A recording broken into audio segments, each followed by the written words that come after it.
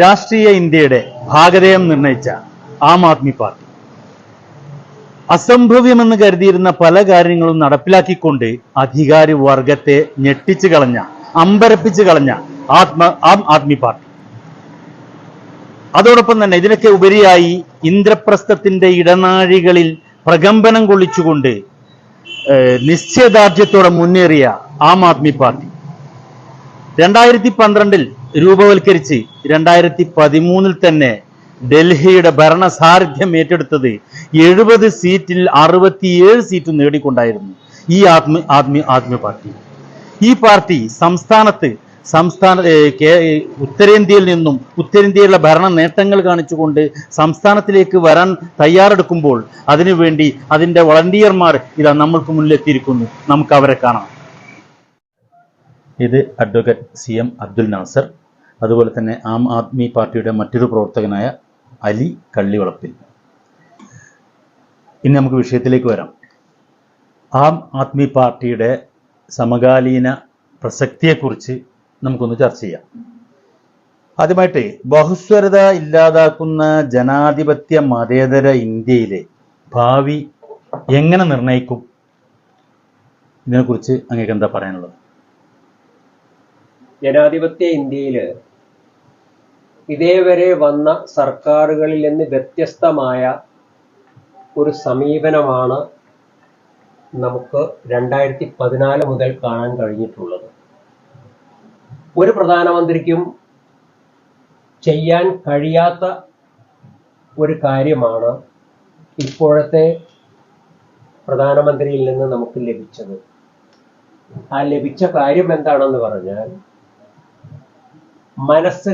Indian മനസ്സുകളെ വിഭജിച്ചുകൊണ്ട് ആ വിഭജിച്ച മനസ്സുകളോട് എന്താണോ പറയുന്നത് അതനുസരിച്ചുള്ള പ്രവർത്തനവുമായി മുന്നോട്ട് പോകുന്ന, ഇതേവരെയുള്ള പ്രവർത്തനത്തിൽ കാണാത്ത ഒരു സംഭവമാണത്. ഇന്ത്യയിലെ മനസ്സെന്ന് പറയുന്നത് 3 മതങ്ങളെ നൊന്തുപെറ്റ ഇന്ത്യയാണ്. ആ ഇന്ത്യയിൽ ഇതര മതസ്ഥരും സഹകരണത്തോടെ കഴിഞ്ഞിരുന്നത് ഇപ്പോൾ ഇല്ലാതായ ഒരു അവസ്ഥയിലേക്കാണ് കാര്യങ്ങൾ നീങ്ങുന്നത്. അതുകൊണ്ടാണ് പറയുന്നത് ഇത് നിർണായകമാണ്. രാഷ്ട്രീയ കാലാവസ്ഥ എന്നല്ല, ജീവിതം തന്നെ ആ രീതിയിലുള്ളൊരു നിർണായക ഘട്ടത്തിലേക്ക് നീങ്ങിക്കൊണ്ടിരിക്കുകയാണ്. ഈ അവസ്ഥയിലാണ് ആം ആദ്മി പാർട്ടിയുടെ പ്രസക്തി ചർച്ച ചെയ്യപ്പെടുന്നത്. 100,000 രാഷ്ട്രീയ പാർട്ടികളുണ്ട്, ആയാറാം ഗയാറാം രാഷ്ട്രീയ പാർട്ടികളുണ്ട്. അതിലേറെ വ്യത്യസ്തമായ പേഴ്സണൽ ഹിഡൻ അജണ്ടകളുമായിട്ട് മുന്നോട്ട് നീങ്ങുന്ന രാഷ്ട്രീയ പാർട്ടികളുണ്ട്.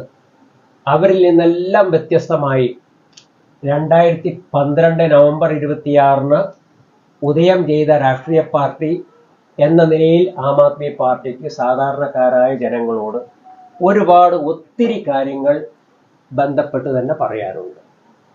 അതിൻ്റെ പ്രസക്തി മനസ്സിലാക്കേണ്ടത്, നമ്മുടെ സെക്കുലർ ഫാബ്രിക്കിനെ വലിച്ചു കീറുന്ന ഇപ്പോഴത്തെ ഫാസിസ്റ്റ് പ്രവണത ഇല്ലാതാക്കാൻ എങ്ങനെയായാലും സഹകരിച്ച് മുന്നോട്ട് പോകണമെന്ന ഒരു വലിയ അജണ്ടയാണ് നമ്മൾ മുന്നോട്ട് വയ്ക്കുന്നത്.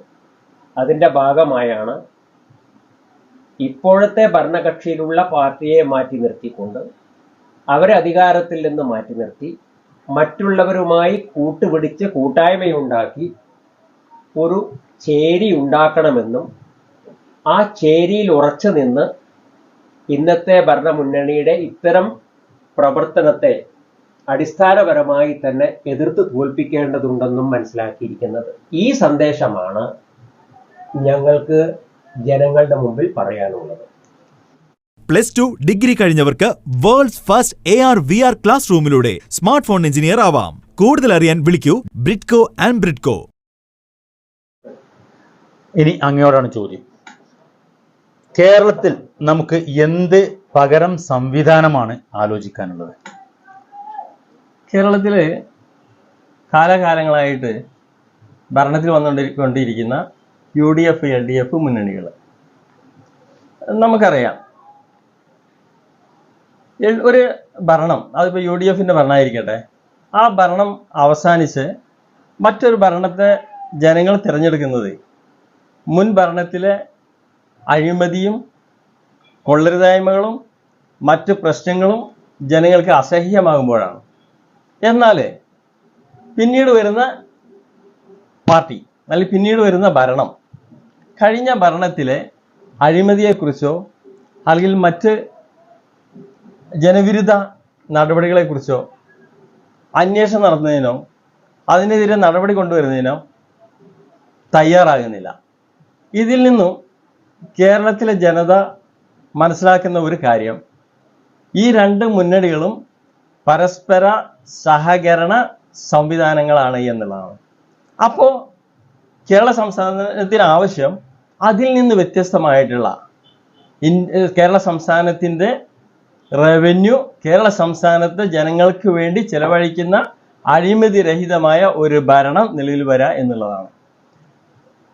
അതിനു വേണ്ടിയിട്ടാണ് ആം ആദ്മി പാർട്ടി പ്രവർത്തിച്ചുകൊണ്ടിരിക്കുന്നത്. അത് ഇന്ത്യ രാജ്യത്തെ മറ്റ് സംസ്ഥാനങ്ങളിലെ ഭരണത്തിലൂടെ ഈ പാർട്ടി അത് ജനങ്ങളെ ബോധ്യപ്പെടുത്തിയിട്ടുണ്ട്. അതിനെക്കുറിച്ച് പിന്നീട് പിന്നീടുള്ള അവസരത്തിൽ വളരെ വ്യക്തമായിട്ട് പറയാവുന്നതാണ്. മാറിയ രാഷ്ട്രീയ സാഹചര്യങ്ങൾ മുതലെടുക്കാൻ നിഷ്പക്ഷ ജനവിഭാഗത്തിന് കഴിയുന്നുണ്ടോ? ഇതിനായി അവർക്ക് അവസരം ഉണ്ടാകുന്നുണ്ടോ? ഇതൊന്ന് വിശദീകരിക്കാം. ഈ ചോദ്യം വളരെ പ്രസക്തം തന്നെയാണ്. ഡൽഹിയിലും അതുപോലെ തന്നെ പഞ്ചാബിലെയും ഭരണ നേട്ടങ്ങൾ പറഞ്ഞുകൊണ്ട് ഡൽഹിയിൽ മാറ്റങ്ങൾ ഉണ്ടാക്കാൻ കഴിയുമോ അല്ലെങ്കിൽ ഭരണത്തിൽ വരാൻ കഴിയുമോ എന്നുള്ളതാണ് ചോദ്യം. നമുക്കറിയാം, നാം എല്ലാം നിരന്തരമായി പറഞ്ഞുകൊണ്ടിരിക്കുന്നത് കേരളത്തിലെ ജനങ്ങൾ പ്രബുദ്ധരും വിദ്യാസമ്പന്നരുമാണ് എന്നുള്ളതാണ്. അതുകൊണ്ട് തന്നെ പാർട്ടിയുടെ നയങ്ങളും ഭരണ നേട്ടങ്ങളും ജനങ്ങൾ വിലയിരുത്തുന്നുണ്ട്. കേരള സംസ്ഥാനത്തെ സംബന്ധിച്ചിടത്തോളം മൊത്തം വോട്ടർമാരിൽ ഒരു 20% ആളുകളുടെ വോട്ടർമാരുടെ അടുത്ത് പോലും ഞങ്ങളുടെ ആശയം എത്തിക്കാൻ ഞങ്ങൾക്ക് ഇതുവരെ കഴിഞ്ഞിട്ടില്ല എന്നത് ഞങ്ങളുടെ പരിമിതിയാണ്.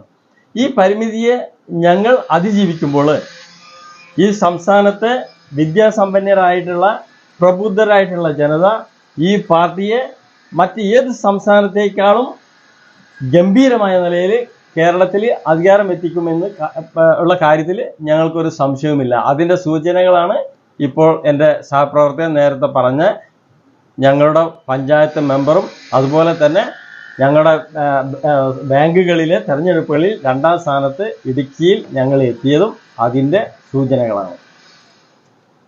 പാർട്ടിയുടെ മതസ്വാധീനം ഇത് രാജ്യത്തിൻ്റെ ബഹുസ്വരതയ്ക്ക് ഭീഷണിയാകും എന്ന് പറയാമോ?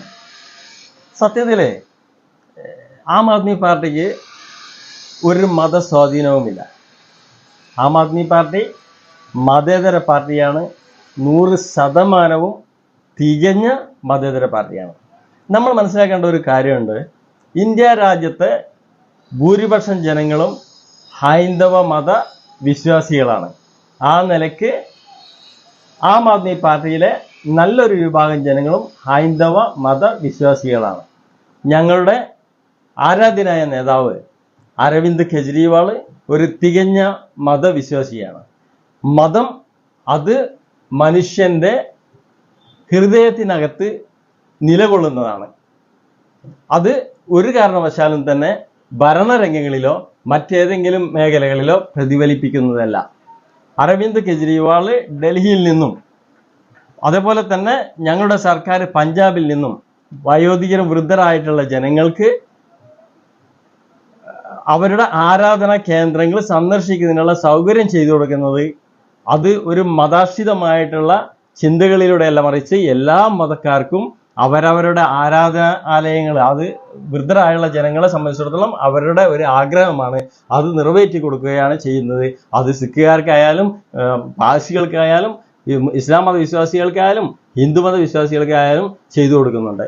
പിന്നെ മതസ്വാധീനം എന്ന് ആം ആദ്മി പാർട്ടിക്കെതിരിൽ ആരോപിക്കുന്നതിൻ്റെ ഒരു പ്രധാന കാരണം ഇന്ത്യൻ കറൻസിയുടെ മുകളിൽ മഹാത്മാഗാന്ധി കഴിഞ്ഞാൽ മറ്റ് ആരുടെയെങ്കിലും ചിത്രം പതിപ്പിക്കുകയാണെങ്കിൽ അത് ഇന്ത്യ രാജ്യത്തെ ഭൂരിപക്ഷം ജനങ്ങൾ ആരാധിക്കുന്ന ഹൈന്ദവ ദൈവങ്ങളുടെ ഗണപതിയുടെയും അതുപോലെ തന്നെ സരസ്വതി ദേവിയുടെയും മറ്റും ആയിരിക്കണം എന്ന് പറഞ്ഞതാണ് ഞങ്ങളുടെ പാർട്ടി നേതാവിനെ കുറിച്ചും ഞങ്ങളുടെ പാർട്ടിയെക്കുറിച്ചും ഈ ഒരു ധാരണ ജനങ്ങളിലേക്ക് എത്തിക്കാനുണ്ടായിട്ടുള്ള പ്രധാനപ്പെട്ട കാരണം. നമുക്കറിയാം, ഇന്തോനേഷ്യ എന്ന് പറയുന്നത് 75% കൂടുതൽ മുസ്ലിം ഭൂരിപക്ഷ പ്രദേശമായ ഇന്തോനേഷ്യയിലെ കറൻസിയുടെ മുകളിൽ ഗണപതിയുടെ ചിത്രം ആലേഖനം ചെയ്തിട്ടുണ്ട് എന്നിരിക്കെ ആ രാജ്യം മതേതര കാഴ്ചപ്പാടിലൂടെ ഒരു മുസ്ലിം രാജ്യം മുന്നോട്ട് പോകുമ്പോൾ ഭൂരിപക്ഷ ഹൈന്ദവരുള്ള ഇന്ത്യ രാജ്യത്ത് എന്തുകൊണ്ടും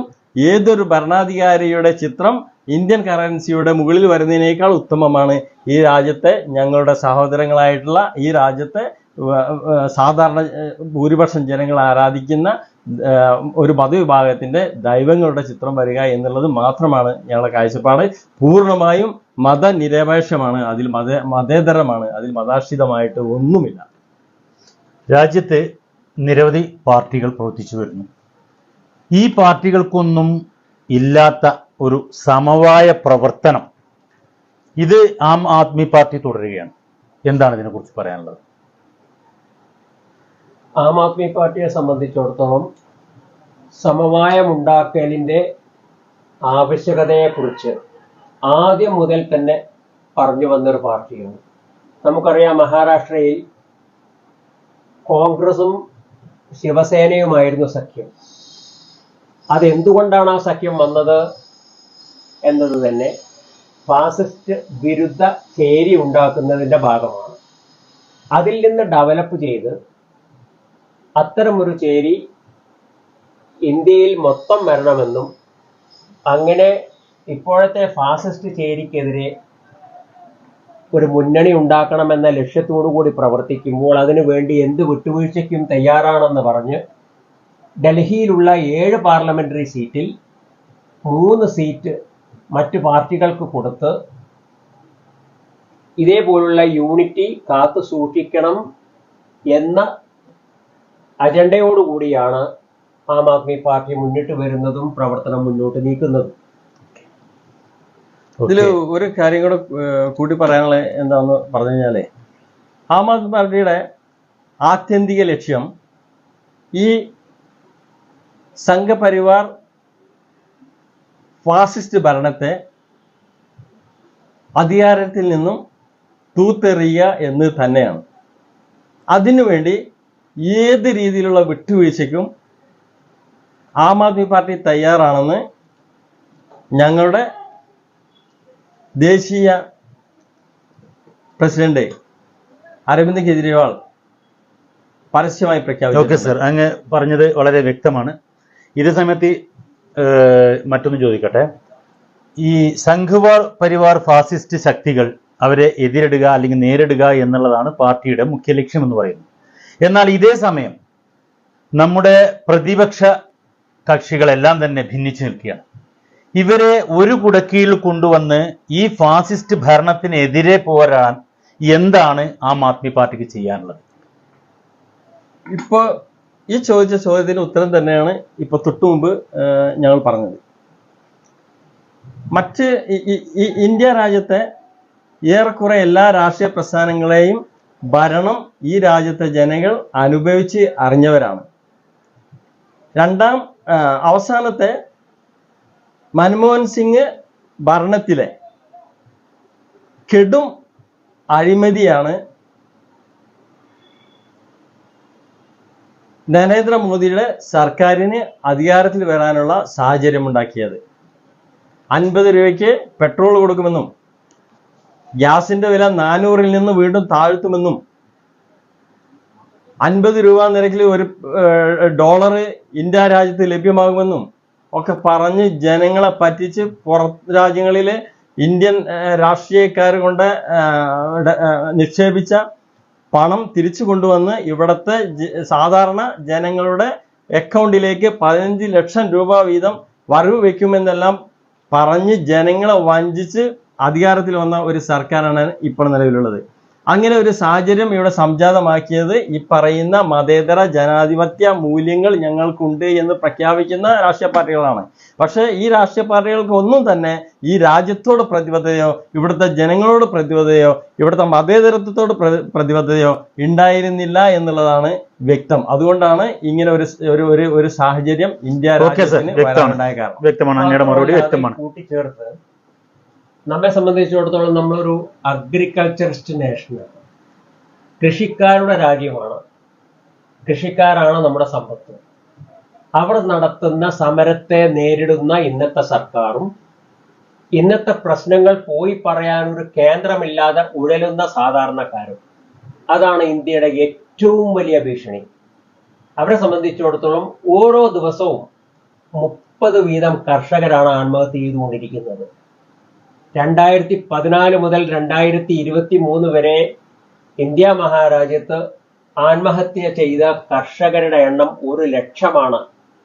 ഇത് നാഷണൽ ക്രൈം റെക്കോർഡ് ബ്യൂറോ പുറത്തുവിട്ട വിവരങ്ങളാണ്. ഇതിൽ നിന്ന് മനസ്സിലാകുന്നത് സാധാരണക്കാരെ സംബന്ധിച്ചിടത്തോളം നീതി എവിടെയും ലഭിക്കുന്നില്ല. നമ്മൾ എവിടെ പോകണം? പ്രസിഡന്റിനോട് ചോദിക്കണോ? നമ്മൾ ആരോടാണ് അഭ്യർത്ഥിക്കേണ്ടതെന്നറിയാത്ത ഒരവസ്ഥയിലായതുകൊണ്ടാണ് ഇങ്ങനെ പ്രത്യേകിച്ചൊരു മുദ്രാവാക്യവുമായി മുന്നിട്ടിറങ്ങിയിട്ടുള്ള ആം ആദ്മി പാർട്ടിയെ നമ്മൾ പിന്തുണയ്ക്കുന്നതും അതിന്റെ സന്ദേശം പ്രചരിപ്പിക്കുന്നതും. സംസ്ഥാനത്തെ ബദൽ രാഷ്ട്രീയ ചർച്ചകൾ പരാജയപ്പെടുന്നു, നമുക്കറിയാവുന്നതാണ്. എന്തായിരിക്കും ഇതിന് കാരണം? പ്രധാനമായും കാലങ്ങളായി തുടർന്നു വരുന്ന LDF, UDF ഭരണ സംവിധാനങ്ങൾ തീർച്ചയായിട്ടും രാഷ്ട്രീയ പാർട്ടികളിൽ ധാരാളം പേർ അതിൽ അടിയുറച്ച് വിശ്വസിക്കുന്നവരും വോട്ട് അവർക്ക് മാത്രം നൽകുന്നവരുമാണ് കേരളത്തിൽ. അവരെ മാറി ചിന്തിക്കാനും അവർക്ക് പുതിയ മാനിഫെസ്റ്റോ കൊടുക്കാനും പ്രകടന പത്രിക കൊടുക്കാനും തന്നെ ഒരു പുതിയ ഫോഴ്സ് വരുന്നില്ല.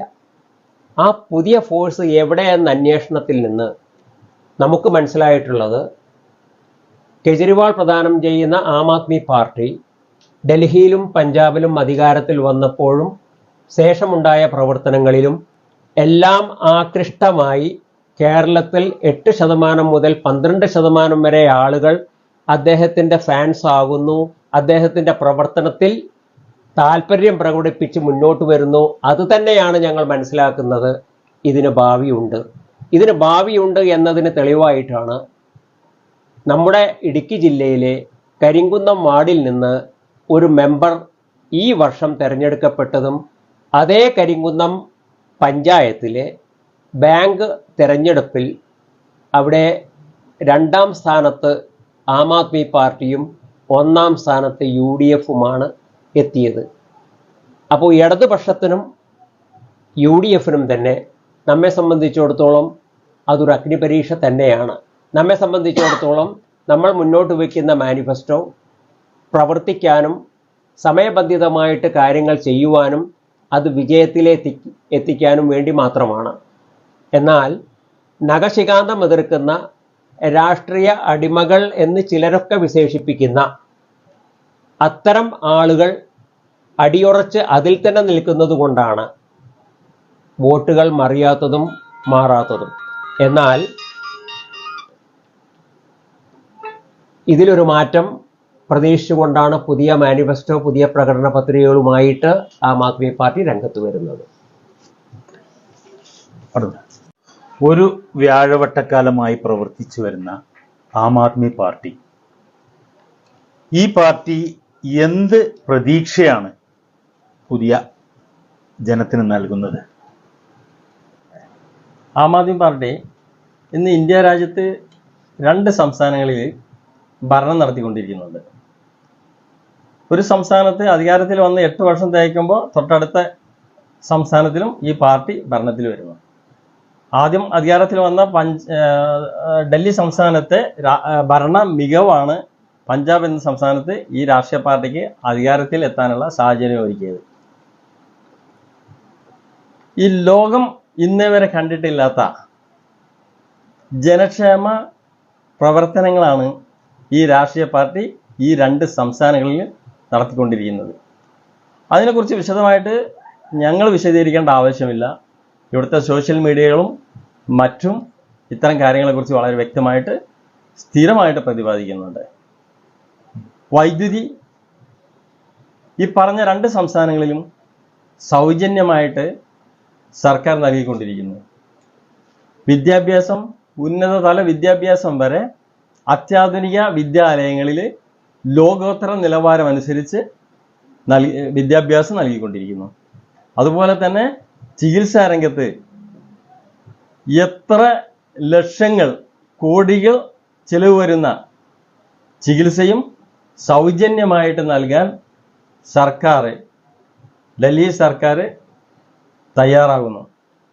ഇതെല്ലാം ആം ആദ്മി പാർട്ടിയുടെ ഭരണ മികവിൻ്റെ വളരെ ചുരുക്കം ഉദാഹരണങ്ങൾ മാത്രമാണ്.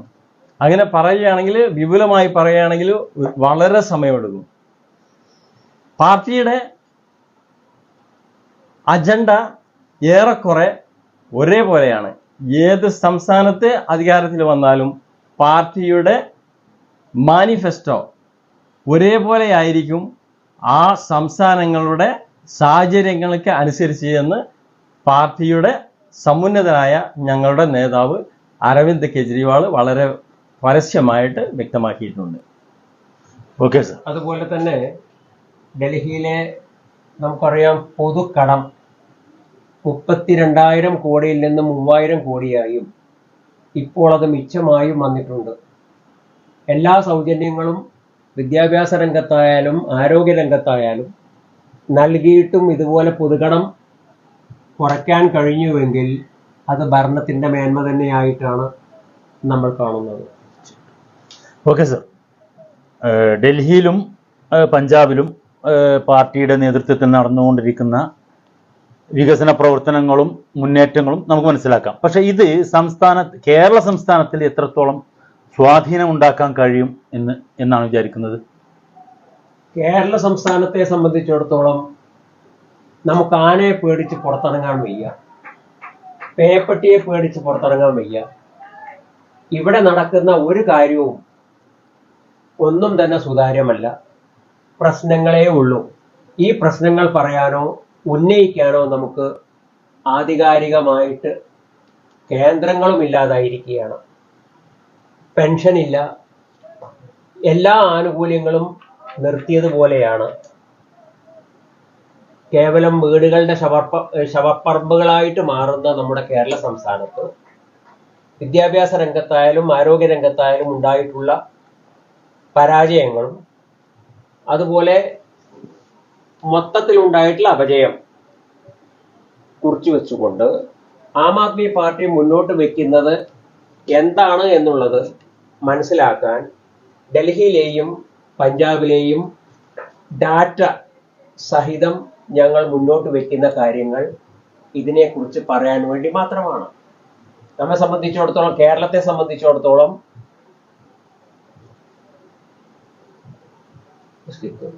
കേന്ദ്രത്തിലാണെങ്കിലും സംസ്ഥാനത്തിലാണെങ്കിലും ആം ആദ്മി പാർട്ടി അധികാരത്തിൽ വന്നു കഴിഞ്ഞാൽ അത് രാജ്യത്തെ ജനങ്ങളുടെ സാമൂഹിക, സാംസ്കാരിക, വൈജ്ഞാനിക മേഖലകളിൽ എന്തൊക്കെ സ്വാധീനം വരുത്താൻ കഴിയും, അല്ലെങ്കിൽ എന്തൊക്കെ മാറ്റങ്ങൾ വരുത്താൻ കഴിയും എന്നാണ് അങ്ങ് വിചാരിക്കുന്നത്? എന്താണ് അതിനെക്കുറിച്ച് അങ്ങയുടെ അഭിപ്രായം?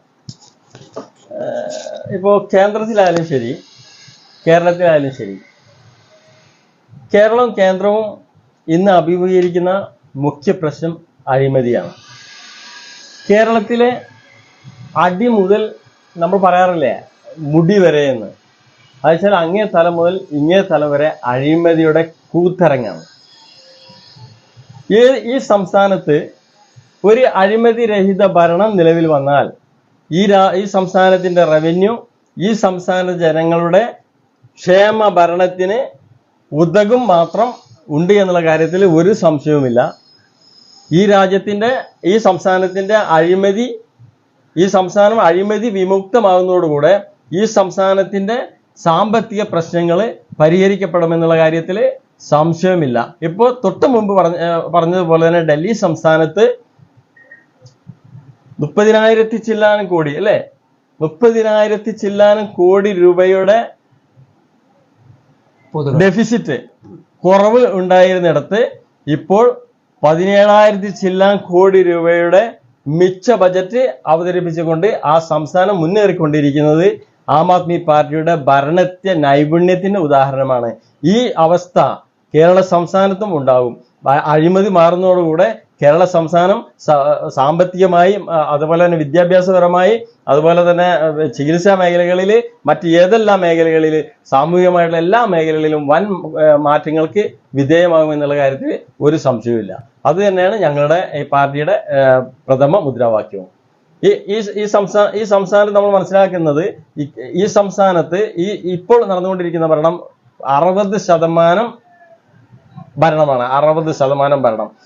മൊത്തം ചെലവഴിക്കുന്ന പദ്ധതികളുടെ 40% മാത്രം ചെലവഴിക്കപ്പെടുകയും 60% വിഭിന്ന ഘട്ടങ്ങളിലായിട്ട് ഈ ഭരണ നേതൃത്വവും അതുപോലെ തന്നെ ഉദ്യോഗസ്ഥ നേതൃത്വവും അഴിമതിയിലൂടെ അപഹരിച്ചെടുക്കുന്ന ഒരു സാഹചര്യം കേരള സംസ്ഥാനത്ത് നിലനിൽക്കുന്നു എന്നുള്ള കാര്യത്തിൽ ഒരു സംശയവുമില്ല.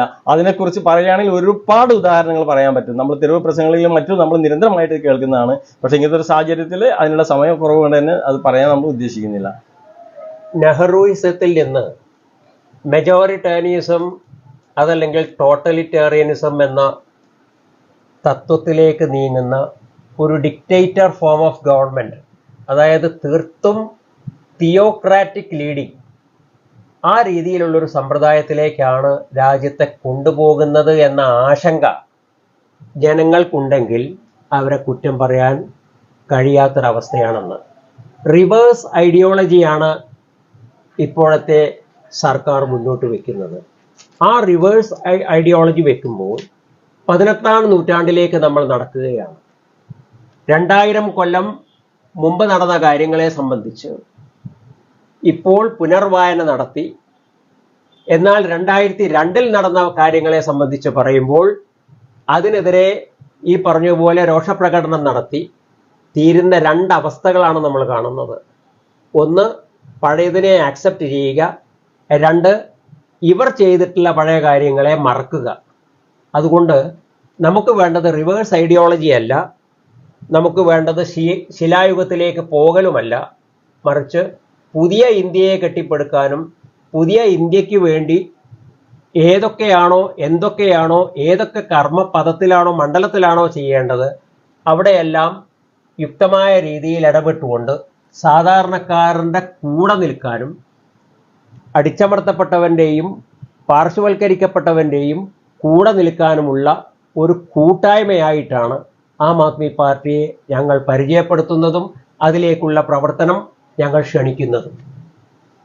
ഓക്കെ, അടിച്ചമർത്തപ്പെട്ടവന്റെ പാർട്ടി, പാർശ്വവൽക്കരിക്കപ്പെടുന്നതിന്റെ പാർട്ടി, ഈ പാർട്ടിയെ കുറിച്ച് ആം ആദ്മി പാർട്ടി, ഈ പാർട്ടിയെ കുറിച്ച് അതിന്റെ പ്രവർത്തകരോടെ വിശദീകരിച്ചു. 21 ലക്ഷത്തോളം സന്തുഷ്ടരായ ഉപഭോക്താക്കളും 2 ലക്ഷത്തോളം തിമിര ശസ്ത്രക്രിയകളും പൂർത്തിയാക്കിയ മലബാറിലെ ഏക കണ്ണാശുപത്രി Al Salama high hospital, hospital road, Perinthalmanna.